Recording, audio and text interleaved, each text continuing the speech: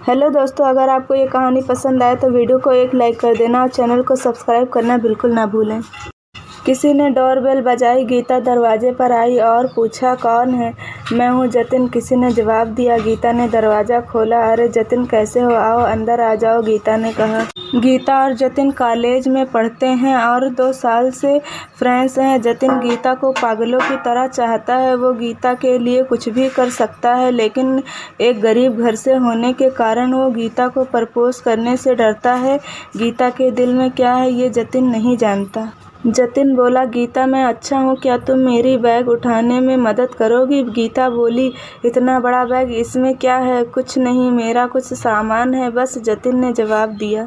दोनों बैग को उठाकर अंदर ले आए। जतिन तुम यहाँ बैठो, मैं तुम्हारे लिए पानी लेकर आती हूँ। ये बोलते हुए गीता अंदर चली जाती है। गीता पानी लेकर आती है। गीता, क्या तुम मेरी थोड़ी मदद कर सकती हो? जतिन ने पूछा। इसमें पूछना क्या है जतिन, बिल्कुल कर सकती हूँ, गीता ने मुस्कुराते हुए कहा। जतिन बोला, मुझे कुछ काम से अपने गांव जाना है। मेरा ये बैग तुम्हें अपने पास रखना होगा, लेकिन प्लीज़ इसे कभी खोलने की कोशिश मत करना। मैं तुम्हें गांव से आने के बाद बताऊंगा कि बात क्या है, तब तक प्लीज़ तुम इसे मत खोलना।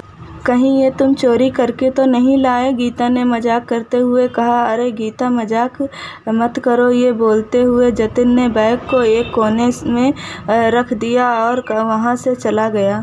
रात हुई। गीता अपने कमरे में सो रही थी, तभी किसी के कदमों की आहट हुई, मानो कोई गीता के कमरे की तरफ बढ़ रहा है। गीता के कमरे का दरवाज़ा खुला, जिसकी आवाज़ से गीता उठ गई। वो इधर उधर देखने लगी पर उसे कोई नहीं दिखा। दरवाजे को खुला देख गीता कमरे से बाहर आई। हॉल में से कुछ आवाज़ें आ रही थी, मानो कोई रो रहा हो। गीता सहमी हुई हॉल की तरफ बढ़ी। गीता जैसे ही हॉल में पहुंची, उसने देखा कि टीवी ऑन था और वो आवाज़ें टीवी से ही आ रही थी। ये देख गीता ने सुकून की सांस ली, लेकिन वो सोच में पड़ गई कि उसने सोने से पहले टीवी बंद किया था या नहीं। गीता ने टीवी बंद किया और अपने कमरे में वापस जाने लगी थी कि तभी हॉल में एक कोने से कुछ हलचल हुई। गीता की नज़र हॉल के उस कोने में गई। उसने देखा कि अंधेरे कोने में कोई खड़ा उसे घूर रहा है। गीता डर से कांपने लगी और जल्दी से लाइट ऑन कर दिया। उसने देखा कि कोने में कोई भी नहीं था, बस जतिन का बैग वहां रखा हुआ था। ये देख गीता को अचंभा हुआ। उसको जतिन के उस बैग पर शक था। वो बैग खोलकर देखने के लिए आगे बढ़ी, लेकिन उसे जतिन की बात याद आ गई, इस बैग को कभी मत खोलना। गीता को जतिन पर शक हुआ। उसने बैग को खोलना चाहा पर बैग पर ताला लगा हुआ था, तो गीता वापस अपने कमरे में चली गई। अगले दिन गीता कॉलेज से वापस लौटी। उसने देखा कि उसके घर का दरवाज़ा खुला हुआ है। गीता घबरा गई। उसने अंदर जाकर देखा तो गौतम सोफे पर बैठा हुआ था। गौतम गीता का पड़ोसी है और दोनों एक दूसरे से प्यार करते हैं, लेकिन ये बात गीता ने जतिन को नहीं बताई है। गीता ने पूछा, अरे गौतम, तुम कब आए और तुम्हें मेरे घर की चाबी कैसे मिली? गौतम कुछ नहीं बोला, वो बस सोफे पर बैठा गीता को घूरे जा रहा था। गीता उसके पास आई और बोली, गौतम तुम ठीक तो हो? हाँ, मैं बिल्कुल ठीक हूँ, गौतम ने मुस्कुराकर कहा।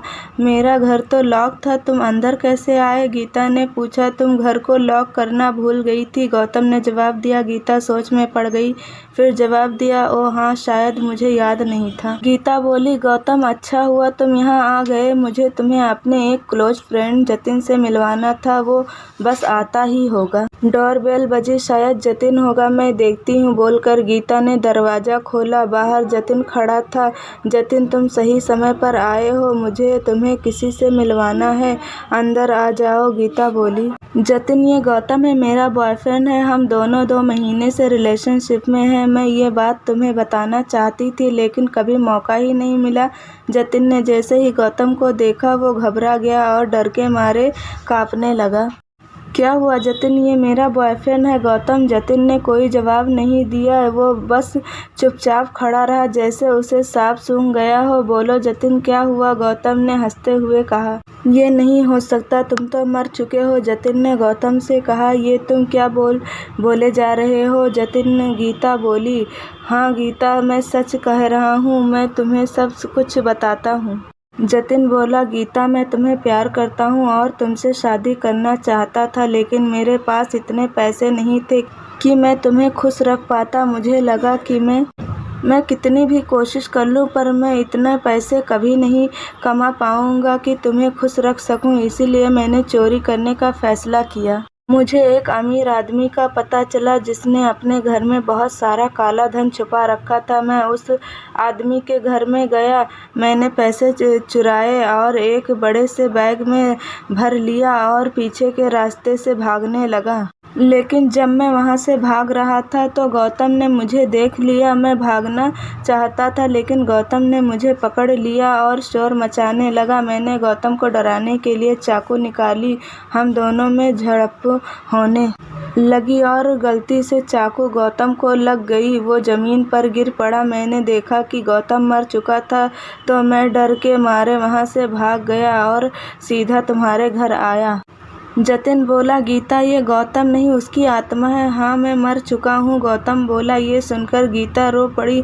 गौतम की आत्मा ने कहा, जतिन तूने मुझे मार कर गीता को मुझसे दूर कर दिया। गीता मेरी नहीं हो सकी, अब मैं तुझे भी उससे दूर कर दूंगा। देखते ही देखते जतिन जमीन पर गिर पड़ा, उसकी मौत हो गई। गीता बस खड़ी हुई ये सब देखती रही। उसके दोनों अच्छे दोस्त उसकी ज़िंदगी से दूर हो गए। गौतम की आत्मा वहाँ से गायब हो गई। गीता बस आंसू बहाती रह गई।